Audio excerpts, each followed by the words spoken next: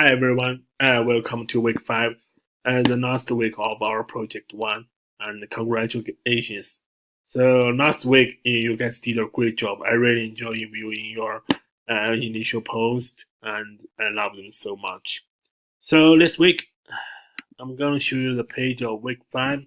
So this week you need to submit your file in a web.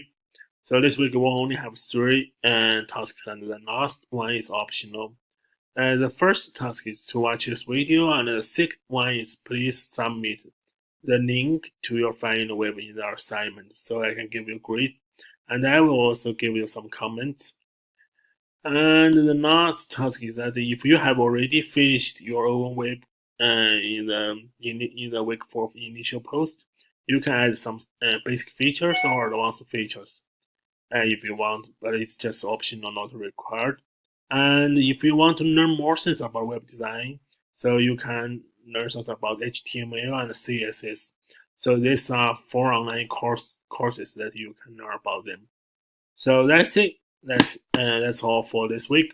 So congratulations for you finished the first project, and I'm really looking forward to see you find a way.